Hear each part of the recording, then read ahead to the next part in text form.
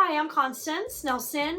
I'm a licensed mental health counselor, and I am the lead therapist and the owner of Constantly Healthy Counseling and Coaching. And today we have our other lead therapist, Sydney.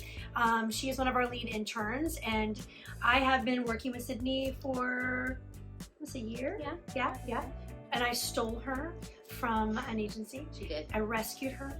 And so now she is working with us. And tell us a little bit about what you do with your child coaching and working with the kids. So primarily here I work with the children, and that'll include play therapy or art therapy. We have a ton of stuff off to the side for kiddos here.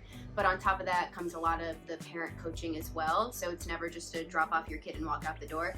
It's very much integrated to be an entire family process for everybody. And we found that that is usually the most effective thing. So sometimes she'll have parents and she'll kind of kick off the kids to me, and then we'll all reconvene in the end and see where we go from there.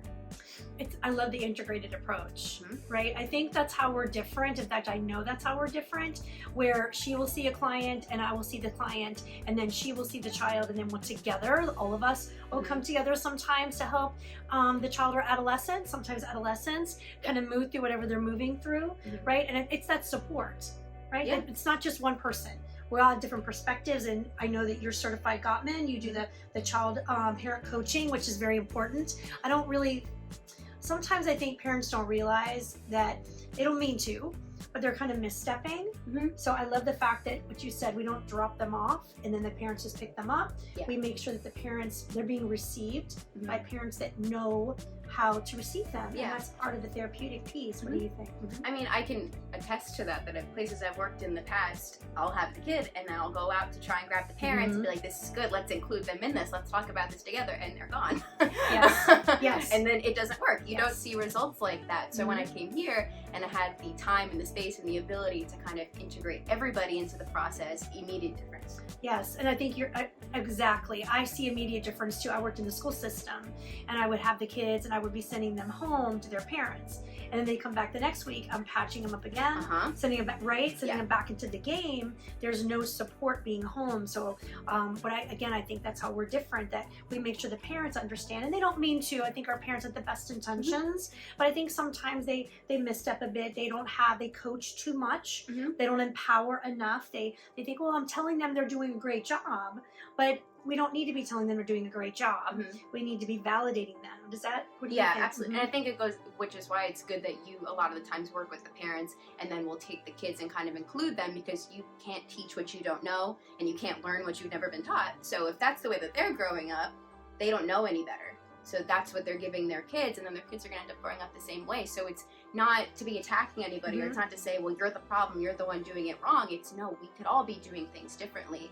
And by putting in the work that way, you're immediately going to see differences and improvements around the board. You got it. It's that different perspective, right? It's like you can sit here and I can see the room in this perspective, or I can sit in another chair. So it's not like we're telling them that they're doing something wrong. There's just a different way of maybe approaching this that'll kind of enhance the validation piece. Because I think our parents, again, they're in the IQ, which is the intellectual intelligence. They're trying to coach. And like Johnny comes home from a baseball game and Johnny is not doing well and he struck out, and the parent want to coach and go, oh, Johnny, it's okay.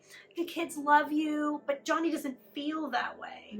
So validating him first, and I think it's a little bit, the parents don't mean to. Again, it's a little misstep. They just love their kids and they want to fix. I call my parents like mamas and papa bears. Like, they just want to fix, and they want to do whatever they can to make sure that they have a happy kid. A lot of time the kid just wants a hug. The kid just wants to be validated, like you're saying. They want the support. They don't want the solution quite yet. They want the support first, and then we can start trying to figure out how to improve. Yes, the solution is a great piece, because our kids, what we know about kids and about coaching, that when we coach too much, they don't become problem solvers, right?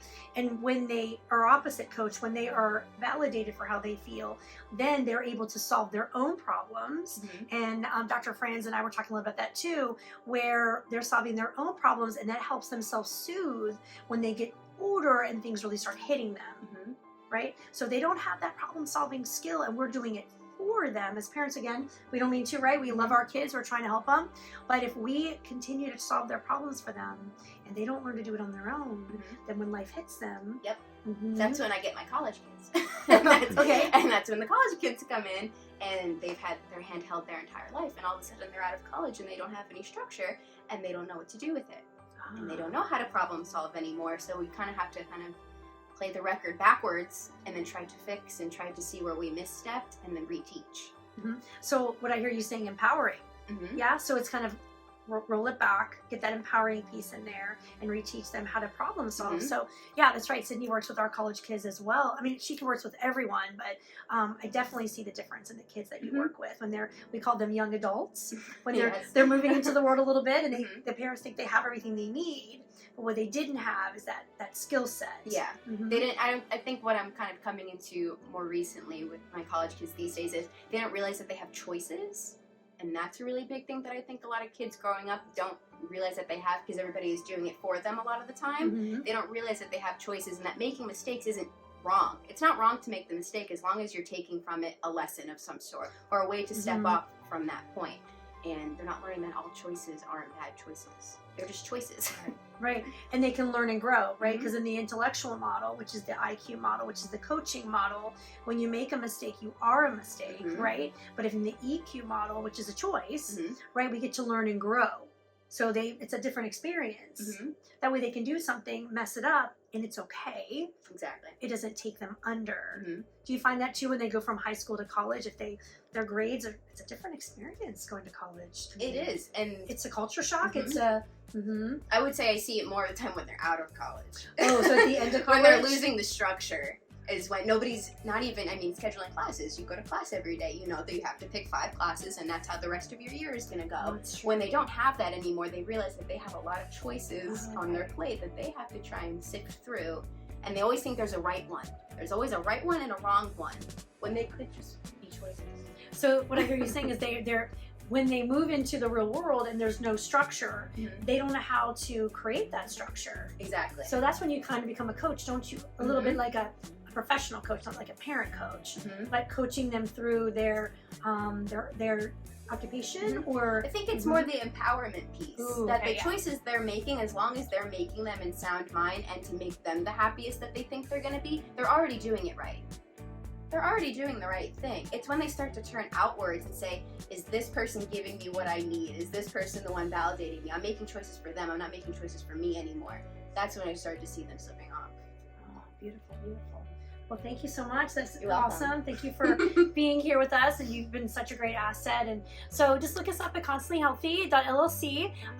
Sydney does offer 15-minute consultations. You can call and chat with her and see if she's a fit for either you or a loved one, or even a teen or a child. Yeah, everybody. Yeah, she has the whole gamut. How old is your youngest client? How old is our youngest client? Maybe 3. 3, yeah. And then my oldest is, I think, 52. Yeah. So it's just about asking the right questions and get them to the place where they want to live a better life. Exactly. Makes sense. Okay, great.